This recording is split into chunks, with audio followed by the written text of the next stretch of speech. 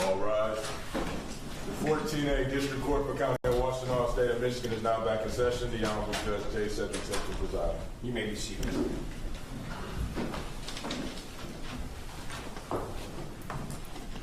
Court does call the case of the people of the state of Michigan versus Sherrone Moore. Good afternoon, Your Honor. Katie Rizmersky for the people. Good afternoon, Your Honor. Ellen Michaels on behalf of Sherrone Moore, who's present in court. Please state your name. Sherrone Moore. Thank you. Christine Paycheck, also on behalf of Sherrone Moore. All right, thank you. Be seated. All right. So date and time set for Frank's here, things have changed. And even before you go on, I just want to express the court's appreciation for the hard work of counsel going through. I know it may have been a delay for the people that were waiting to see something, but your efforts were greatly appreciated. Ms. Richards. Your Honor, thank you, and I appreciate the opportunity to address the court.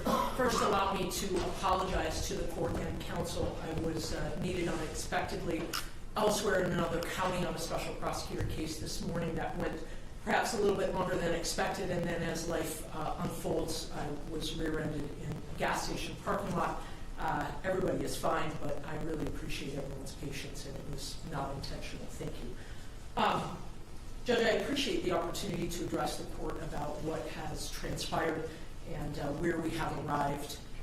This case, as is true with many cases, Your Honor, is alive and sort of moving and breathing.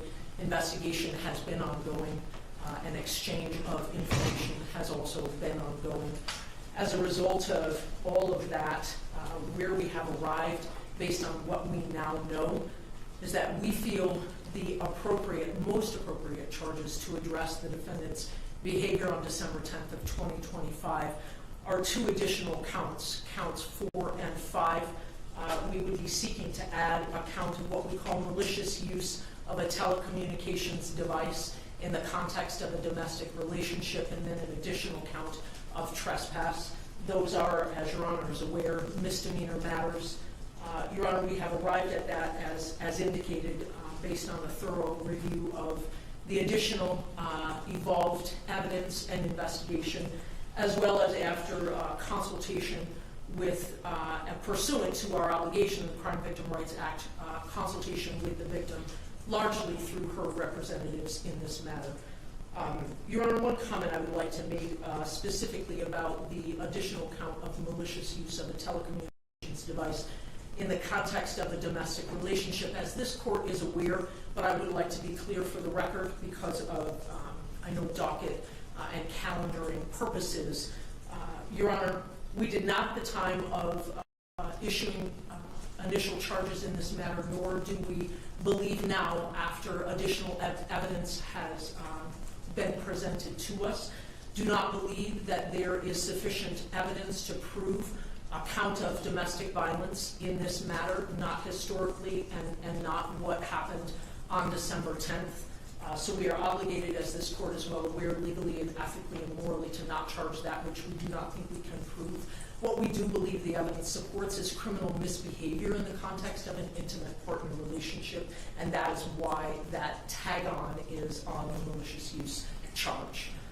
Your Honor, it is my understanding that pursuant to adding those counts, that there will be a plea as a result of that, but I leave that to counsel. Did you want to say something? Yes, thank you so much. I'd like the record to be clear that the negotiated disposition involves a dismissal of the 3 charges that had been charged. That was not mentioned in the recitation by the prosecutor's office. That is absolutely correct. The end result of where we land by adding on the counts is that my best understanding is that the defendant will, and in exchange for that, dismiss the originally charged 3 counts. Thank you. And that would be an entering of a no contest plea to count 4 and count 5 with the dismissal of count 1, 2, and 3. Thank you. The court does have before it a paper form that indicates that the defendant will be pleading no contest to the charge of malicious use of a telecommunications device, domestic relationship tag. That is a misdemeanor punishable by up to 6 months incarceration. He will also be pleading no contest to the charge of trespass, which is a 30-day misdemeanor. Upon successful no contest plea to those charges, counts 1, 2, and 3 will be dismissed. That is the court's full understanding of the agreement. There is, however, one other thing that should be mentioned, and that is with reference to sentencing. The court is going to be given full authority, if the court deems it necessary after a review, to sentence under a deferred program. That is the court's understanding. That is also correct, Your Honor. That's correct. Very good. Mr. Moore, Counsel, if you could approach the podium, please.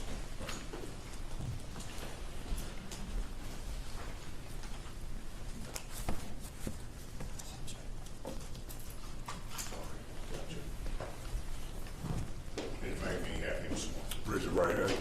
Do you solemnly swear to affirm the testimony you're about to give will be the truth, the whole truth, and nothing but the truth, so help you God? Yes, sir. State your name, please. Sherrone Moore. Mr. Moore, it is this court's understanding that you are going to be pleading no contest to 2 misdemeanor charges. The first charge is the added count 4 of malicious use of a telecommunications device involving a domestic relationship.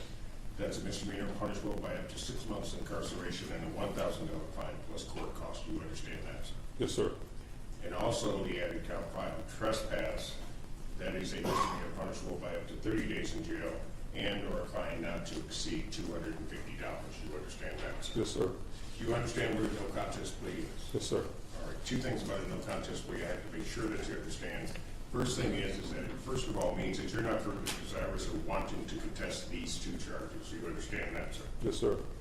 Second thing you need to understand is that for purposes of sentencing, the court is going to treat you the same as though you had pled guilty. You understand that? Yes, sir.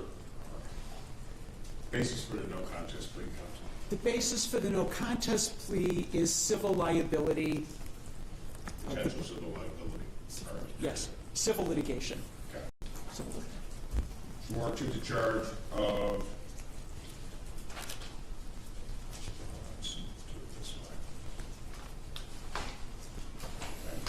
to the charge of malicious use of a telecommunications device. How do you plead? No contest. To the charge of trespass. How do you plead? No contest. Now you understand that by pleading no contest, you'll not have a trial of any kind. Yes, sir. I don't think he has executed a vice rights organizing. I think he did actually. I don't know. I believe he did an arraignment. Arraignment. Do you recall that, sir? Not on the top of my head, sir. Pardon? Did you? Not off the top of my head. I have one that I printed up just so we can continue. I did go over the advice of rights form with my client yesterday, so him signing it now is acknowledging that he did review it yesterday. All right. Is that correct, sir? Yes, sir.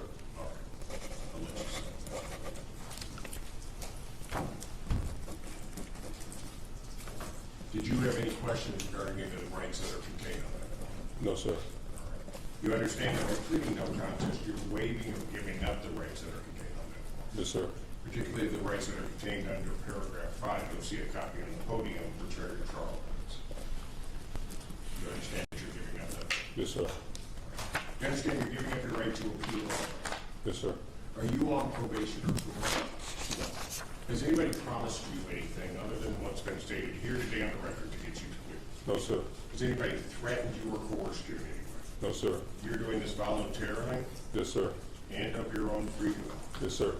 The court has been provided and has reviewed thoroughly Pittsfield Township Department of Public Safety report for their case number 25-25629.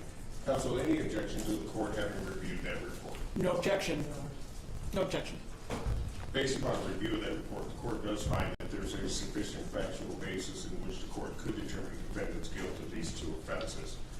Sir, I do have to advise you, between the time of my acceptance of your plea and the time of sentencing, if you commit any misconduct as defined under the Michigan court rules, you would first of all not be entitled to withdraw your plea. You understand that? Yes, sir.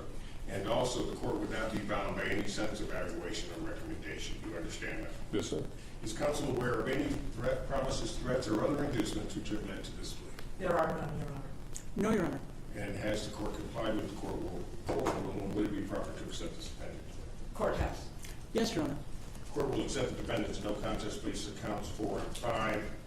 Counts 1, 2, and 3 are hereby ordered dismissed. So pre-sentence investigation and report is ordered. Sentencing in this matter will be, will April 13th work for parties? I have April 13th or April 20th at 11 a.m. April 13th works for the defense. Much better for the people. Well, hold on one second.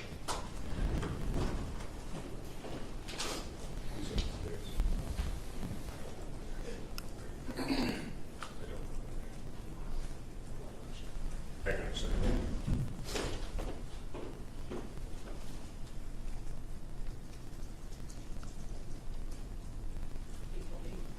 April 8th, will that work? I'm not available. I'll be in trial in Oakland County. The sentencing will go smooth. No. All right.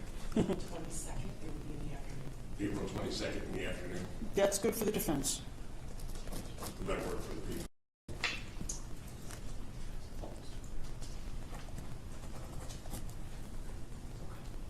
Judge, I personally will likely be unavailable in a trial, but it sounds like my office could make certain that it's covered. If that's the court's We've been here preference. from the beginning. We might as well try to make it work for you, too. Give me a special. Tuesday, April 14th Well, in the afternoon. April 14th in the afternoon work. That should work. I'm checking.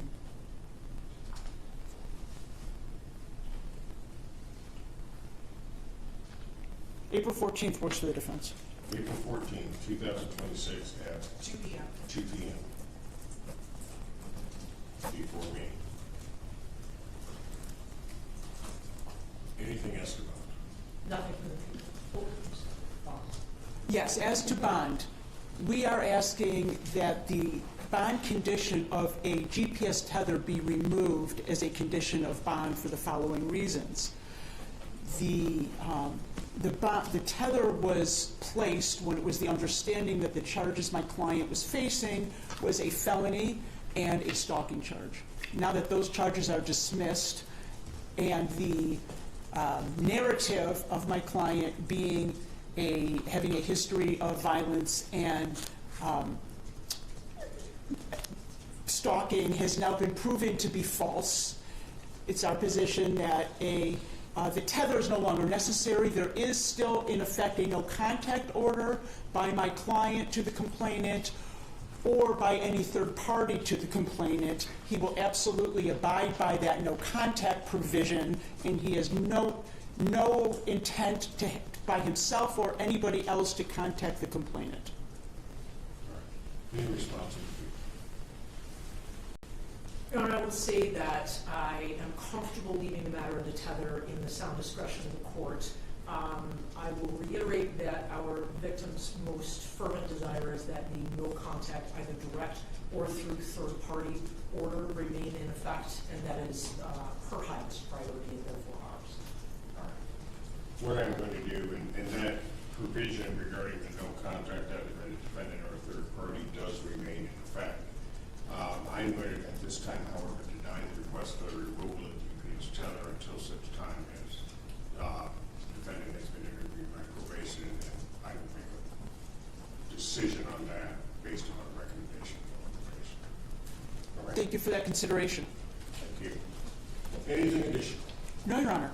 Nothing from the people. Thank you. Fantastic. Again, thank you both for your hard work on this and for getting it done. Thank you. Thank you so much. Court stands adjourned. All rise.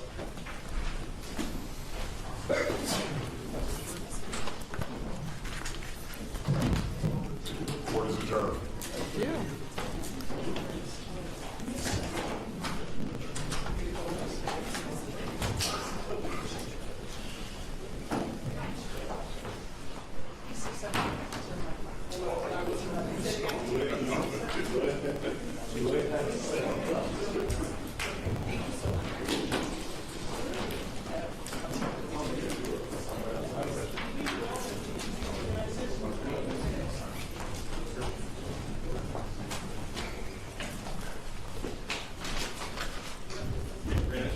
You gotta go grab it.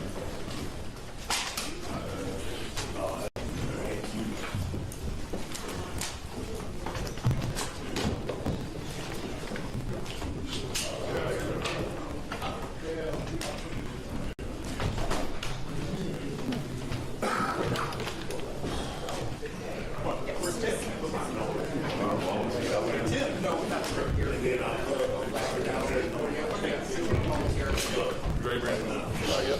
Good.